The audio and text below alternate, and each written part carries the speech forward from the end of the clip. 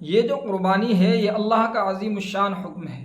اللہ نے قرآن کریم میں قربانی کا حکم دیا، ارشاد فرمایا فصلی لربک وانحر، کہ آپ نماز پڑھیے اور قربانی کیجیے۔ اسی لیے ہمارے اکابر نے، مفسرین نے قربانی کو نماز کا تتمہ بتایا ہے۔ تتمے کا مطلب یہ ہوتا ہے کہ آدمی جو پورے سال نماز پڑھتا ہے تو چونکہ انسان تو بندہ ہے اور انسانی تقاضے اس کے ساتھ میں لگے ہوئے ہیں، جس کی وجہ سے نماز میں کچھ کمی رہ جاتی ہے، کوتاہی رہ جاتی ہے، اللہ کی عبادت، اللہ کے شایان شان انسان نہیں کر پاتا، تو اس کمی اور کوتاہی کو پورا کرنے کے لیے اللہ تعالیٰ نے قربانی کا حکم دیا۔ جب آدمی قربانی کرے گا تو اللہ تعالیٰ اس کمی کو معاف فرما دیں گے، اسی لیے اللہ نے نماز کے ساتھ میں قربانی کا حکم فرمایا۔ بہرحال یہ اللہ کا ایک بہت عظیم الشان حکم ہے جس پر ساری دنیا میں ہر سال عمل کیا جاتا ہے، اور اس کی تاریخ بھی بڑی عظیم الشان ہے۔ یہ حضرت آدم علیہ السلام کے زمانے سے ہی چلی ہوئی ہے۔ حضرت آدم علیہ السلام کے دو صاحبزادے تھے، حابیل اور قابیل، اور ان دونوں نے اللہ کے یہاں قربانی پیش کی۔ اس وقت میں جو طریقہ تھا کہ آگ آتی تھی اور قربانی کو جلا دیا کرتی تھی، جو اللہ کو منظور ہوتی تھی، وہ اللہ نے حضرت حابیل کی قربانی کے ساتھ معاملہ کیا اور ان کی قربانی کو قبول کیا۔ اللہ نے واقعہ قرآن پاک میں ذکر کیا ہے، ارشاد فرمایا وَاتْلُ عَلَيْهِمْ نَبَأَ ابْنَيْ آدَمَ بِالْحَقِّ، کہ آپ لوگوں سے حضرت آدم علیہ السلام کے دو صاحبزادوں کا قصہ بیان کر دیجئے، جب انہوں نے قربانی پیش کی اور ایک کی قربانی تو منظور کر لی گئی اور دوسرے کی منظور نہیں کی گئی، رد کر دی گئی، چونکہ ان کے دل میں اخلاص نہیں تھا، ان کے دل کے اندر فطور تھا اور ان کی نیت صاف نہیں تھی۔ اس لیے جس کی نیت صاف ہوتی ہے اللہ تعالیٰ اس کی قربانی کو منظور فرماتے ہیں، اور جس کی نیت صاف نہیں ہوتی اس کی کو منظور نہیں فرماتے ہیں۔ یہ قربانی میں بہت اہم چیز ہے کہ انسان کی نیت صاف ہونا بہت ضروری ہے۔ اگر نیت اخلاص والی نہیں ہوگی، اللہ کو راضی کرنے کی نیت نہیں ہوگی، تو چاہے کتنی بھی اچھی قربانی انسان کرے اللہ تعالیٰ اس کو قبول نہیں کرتے ہیں۔ لہٰذا ہمیں اولاً تو یہ یاد رکھنا چاہیے کہ یہ حضرت آدم علیہ السلام سے ہی چلا ہوا سلسلہ ہے، جو اللہ کے حکم سے شروع ہوا، تمام نبیوں نے اس پر عمل کیا، اور اس کی ایک یادگار بن گئی وہ واقعہ جو حضرت ابراہیم علیہ السلام کے ساتھ پیش آیا۔ اللہ نے ان کو حکم فرمایا، ان کو ایک خواب نظر آیا جس میں وہ اپنے بیٹے کو حضرت اسماعیل علیہ السلام کو ذبح کر رہے تھے۔ انہوں نے وہ واقعہ اپنے صاحبزادے کے سامنے پیش کیا کہ مجھ کو یہ خواب نظر آیا ہے، اور نبی کا جو خواب ہوتا ہے، نبیوں کے خواب اللہ کی طرف سے وحی ہوتے ہیں، یعنی وہ اللہ کی طرف سے ان کو حکم ہوتا ہے۔ یا بنی انی اری فی المنام انی اذبحک فانظر ماذا تری، حضرت ابراہیم علیہ السلام اپنے صاحبزادے سے یہ ذکر کر رہے ہیں کہ بیٹے میں نے یہ خواب دیکھا کہ میں آپ کو ذبح کر رہا ہوں۔ تو بیٹا بھی نبی ہے، اللہ کی بڑی نعمت ہے۔ انہوں نے جواب دیا کہ آپ کو جو حکم دیا گیا ہے، یا ابت افعل ما تؤمر، آپ اس کو پورا کر دیجئے، آپ اللہ کے دیے ہوئے حکم کو مکمل کیجئے، آپ اس پر عمل کیجئے، آپ مجھ کو انشاءاللہ صبر کرنے والا پائیں گے، میں آپ کی مخالفت نہیں کروں گا اور نہ میں آپ کی نافرمانی کروں گا۔ حضرت ابراہیم علیہ السلام نے 10 ذی الحجہ میں اس عمل کو انجام دینے کا کام کیا اور حضرت اسماعیل علیہ السلام کو ذبح کرنے کی نیت سے لٹا دیا اور چھری ان کی گردن پر چلانی شروع کی، تو اللہ تعالیٰ فرماتے ہیں وَفَدَيْنَاهُ بِذِبْحٍ عَظِيمٍ، کہ ہم نے ان کے بجائے ایک مینڈھے کی قربانی کا فدیہ قبول کر لیا، اور اس وقت سے یہ سلسلہ شروع ہو گیا کہ اب ہر سال جانور کی قربانی پیش کی جاتی ہے جس کو اللہ تعالیٰ قبول فرماتے ہیں۔ ورنہ ہمارے علماء نے لکھا ہے کہ اصل تو یہ جان کی قربانی ہے، یعنی انسان کو اپنے مالک سے ایسا تعلق ہونا چاہیے، ایسی محبت ہونی چاہیے کہ وہ اپنی جان کو قربان کر رہا ہو، مگر اللہ تعالیٰ کو کسی کی جان لینا منظور نہیں ہے۔ اللہ نے اس کی جگہ جانور کی قربانی کو منظور فرمایا، وَفَدَيْنَاهُ بِذِبْحٍ عَظِيمٍ، لہٰذا اسی وقت سے جانور کی قربانی کی جاتی ہے۔ جو حضرت ابراہیم علیہ السلام کے واقعے کی یادگار ہے، اللہ کے حکم کی تعمیل ہے، اللہ تعالیٰ کی محبت کی علامت اور دلیل ہے۔ لہٰذا ہمیں قربانی جو کرنی چاہیے وہ بڑے ہی اخلاص کے ساتھ میں اور اللہ تعالیٰ کو راضی کرنے کی نیت سے کرنی چاہیے۔ اور اس میں یہ بھی ہمیں یاد رکھنا چاہیے کہ یہ کوئی نئی چیز نہیں ہے، یہ شروع ہی سے چلی آ رہی ہے، حضرت آدم علیہ السلام سے ہی، جیسا کہ بھی بتایا، اور ان کے بعد میں جتنی بھی امتیں دنیا میں آئی ہیں، جنہوں نے نبیوں کی بات مانی، نبیوں کی بات پر لوگ ایمان لائے اور اللہ تعالیٰ کو اپنا خدا انہوں نے مانا اور وہ اللہ تعالیٰ کے فرما بردار رہے، ان سب لوگوں نے دنیا میں رہتے ہوئے قربانیاں کی ہیں۔ اللہ نے سب کو قربانی کا حکم دیا اور سب سے قربانی کرائی ہے۔ وَلِكُلِّ أُمَّةٍ جَعَلْنَا مَنْسَكًا لِيَذْكُرُوا اسْمَ اللَّهِ، اللہ نے اس آیت میں اسی بات کو ذکر کیا ہے کہ جتنی بھی امتیں دنیا میں آئی ہیں وہ ساری کی ساری قربانی پر عمل کرتی ہوئی آئی ہیں۔ اللہ نے ان سے قربانی لی ہے، انہوں نے جانوروں کی قربانی پیش کی ہے۔ ہر امت میں اللہ نے اپنا یہ قانون جاری رکھا ہے، لہٰذا یہ قیامت تک رہے گا اور یہ سلسلہ قیامت تک چلنے والا ہے۔ جو جانور ہوتا ہے قربانی کا، اللہ تعالیٰ نے اس کا مقام و مرتبہ بھی بہت زیادہ بلند کر دیا، اسی لیے اس کی کھال جو ہوتی ہے، اس کے اوپر جو بال ہوتے ہیں، اتنی مغفرت اللہ تعالیٰ قربانی کرنے والے کے گناہ کی کر دیتے ہیں جتنے اس کے جسم پر بال ہوتے ہیں۔ حضرت ابن عباس رضی اللہ تعالیٰ عنہ روایت کرتے ہیں کہ رسول اکرم صلی اللہ علیہ وسلم نے بیان فرمایا کہ جانور کا خون زمین پر گرنے سے پہلے اللہ تعالیٰ قربانی کو منظور فرما لیتے ہیں، قبول کر لیتے ہیں۔ لہٰذا ہمیں قربانی کا خاص طور سے اہتمام کرنا چاہیے، یہ واجب ہے، یہ ایسی چیز ہے کہ اگر ہم اس کو چھوڑ دیں گے واجب ہونے کی حالت میں تو ہم بڑے گناہ گار ہوں گے۔ یہ اللہ تعالیٰ کی طرف سے مہمان نوازی ہے،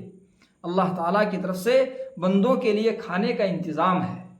لہٰذا اسی لیے اللہ تعالیٰ نے فرمایا کہ اللہ کے یہاں تمہارے جانور کا گوشت نہیں جاتا، وہ تو تمہارے لیے ہے، اس کو تم کھاؤ۔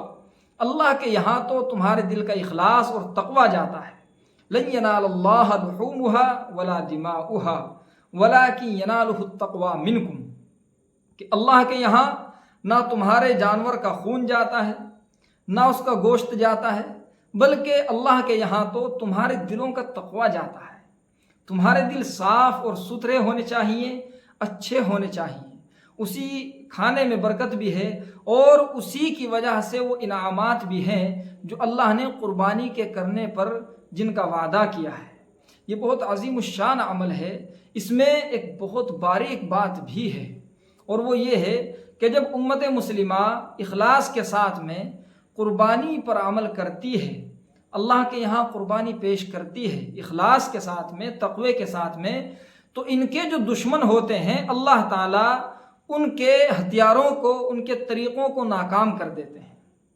ان کے حوصلے پست کر دیتے ہیں، ان کے ارادوں کو ناکام کر دیتے ہیں۔ اسی لیے اللہ نے قربانی کے حکم کے آگے جو آیت ذکر فرمائی اس میں ارشاد فرمایا ان شانئک ھو الابتر، کہ آپ قربانی تو کیجئے، جو آپ کا دشمن ہے وہی ابتر ہے، وہی ذلیل اور ناکارہ اور ناکام ہے، وہ خائب و خاسر ہے۔ آپ قربانی کیجئے اور آپ جیت حاصل کیجئے۔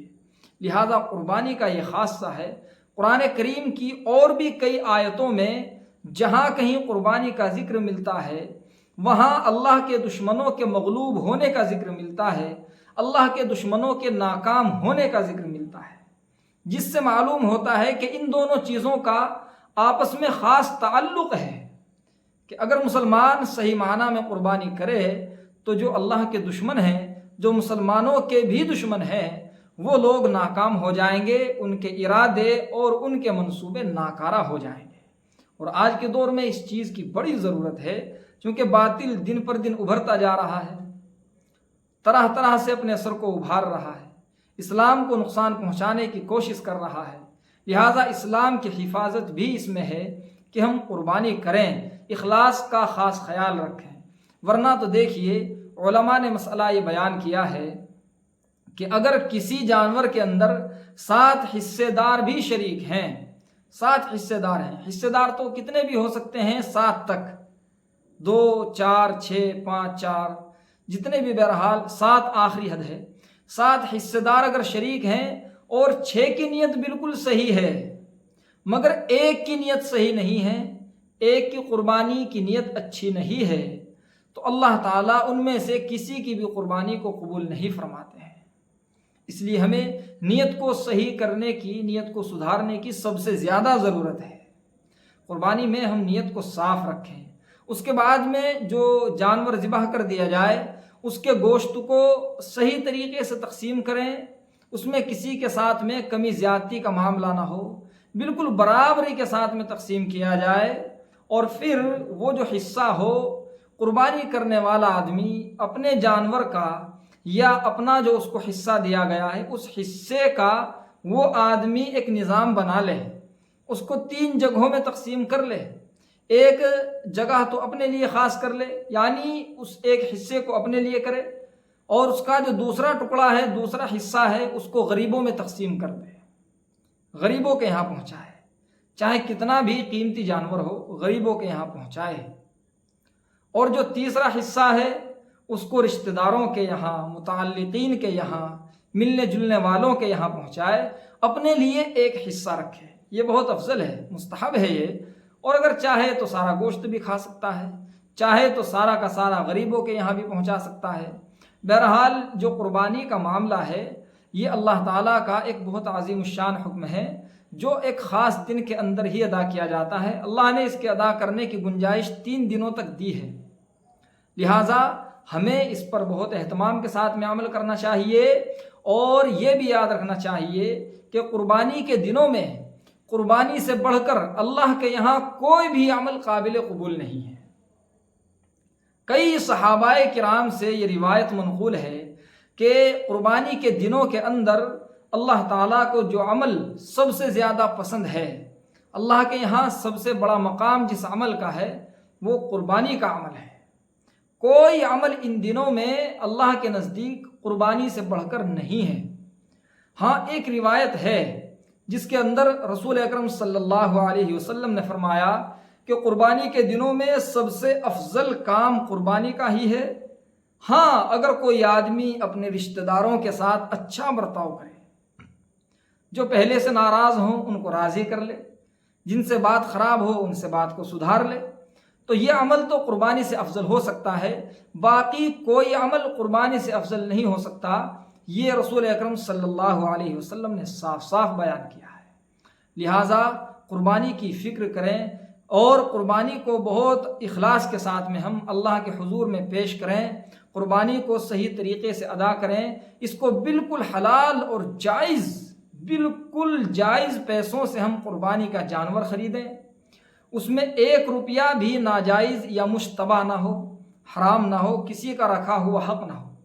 بالکل صاف اور ستھرا معاملہ ہو۔ لہٰذا قربانی کے اندر اگر ہم ان سب چیزوں کا اہتمام کریں گے، ان سب چیزوں کی فکر کریں گے اور ان چیزوں پر عمل کریں گے تو پھر اللہ تعالی ہم کو ان انعامات سے نوازیں گے۔ وہ انعام اللہ تعالی ہم کو دیں گے جن کا اللہ نے وعدہ کیا ہے اور جو اب سے پہلے اللہ نے لوگوں کو دیے ہیں۔ قربانی کرنے کے سلسلے میں، قربانی کو صحیح طریقے سے پیش کرنے کے سلسلے میں اللہ کے یہاں آج بھی وہی دستور ہے، آج بھی وہی قانون ہے، آج بھی وہی طریقہ ہے کہ اگر کوئی اللہ کے کسی حکم کو صحیح معنی میں ادا کرے تو اللہ تعالیٰ اس کو اپنے یہاں سے بے انتہا عظیم الشان بدلہ عطا فرماتے ہیں۔ لہٰذا قربانی کے دنوں میں ہم اس چیز کا خاص خیال رکھیں۔ اس کے اندر ایک بڑی حکمت بھی ہے جو ہمارے علماء نے کتابوں میں لکھی ہے، اور وہ یہ ہے کہ ان دنوں میں حج کیا جاتا ہے، یہ حج کے ایام ہیں، اور حج جو ہے وہ ایک عاشقانہ عبادت ہے۔ بندے کو اپنے اللہ سے ایک محبت ہوتی ہے، اس محبت کا مظہر ہے یہ حج۔ لہٰذا اس قربانی کے اندر حاجیوں کے ساتھ مشابہت ہے،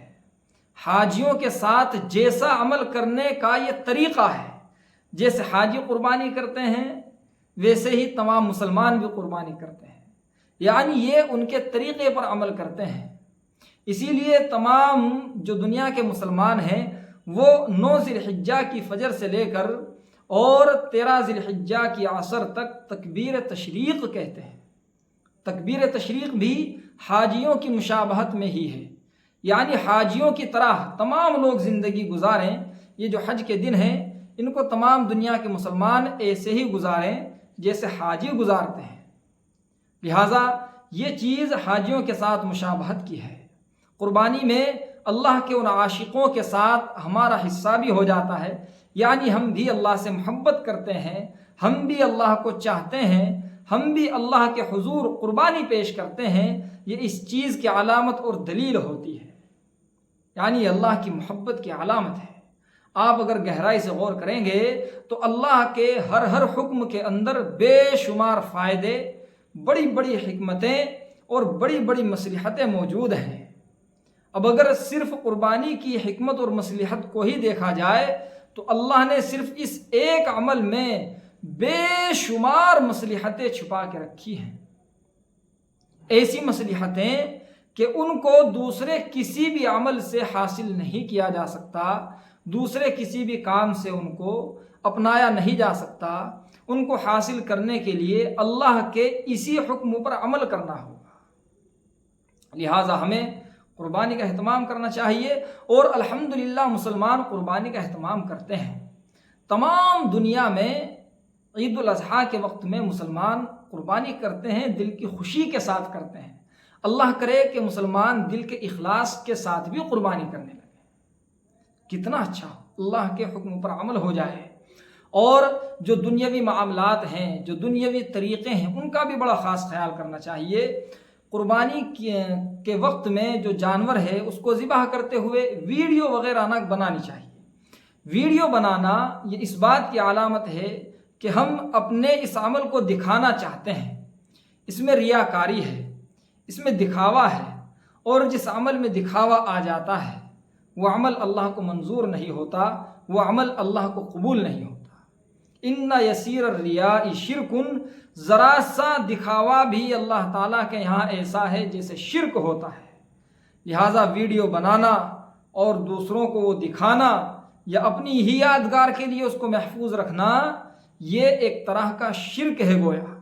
جس کی وجہ سے اللہ تعالیٰ قربانی کو قبول نہیں فرماتے ہیں، اللہ تعالیٰ اس کو رد کر دیتے ہیں۔ لہٰذا کہیں ایسا نہ ہو کہ ہمارے پیسے بھی خرچ ہوں اور اللہ کی طرف سے کوئی ثواب بھی ہم کو نہ دیا جائے۔ اس لیے ہمیں ویڈیو وغیرہ کے بنانے سے بچنا چاہیے۔ جانور کو ایسی جگہ پر ذبح کریں جہاں کسی کو تکلیف نہ پہنچے، راستے سے بچا کر ذبح کریں، راستے میں ذبح نہ کریں، ورنہ آنے جانے والوں کو تکلیف ہوتی ہے، ان کے کپڑے خراب ہوتے ہیں، ان کو پریشانی ہوتی ہے، اور مسلمان کو تکلیف پہنچانا یا کسی بھی انسان کو پریشانی پہنچانا،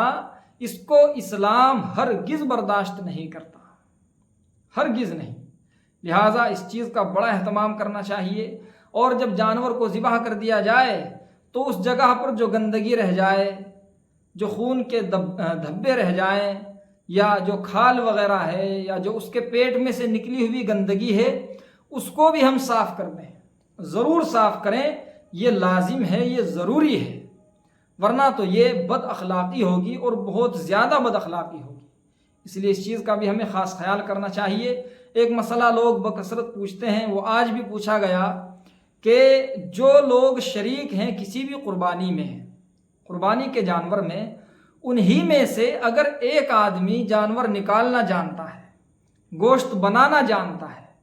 ذبح کرنے کے بعد اس جانور کو پورے طریقے پر یعنی حصوں میں تقسیم کرنا جانتا ہے، وہ اگر قصائی ہے تو ہم جو مزدوری دے کر دوسرے آدمی سے اپنے جانور کو نکلواتے ہیں،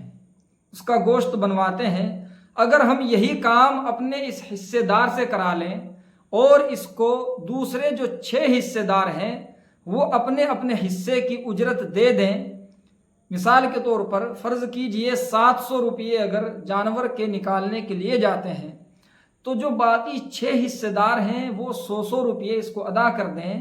تو کیا یہ جائز ہے یا یہ ناجائز ہے؟ یہ سوال عام طور سے لوگوں کے سامنے رہتا ہے، اور یہ اہم مسئلہ بھی ہے۔ لہٰذا اس میں ہمیں یہ یاد رکھنا چاہیے کہ جس آدمی کا خود کا حصہ ہے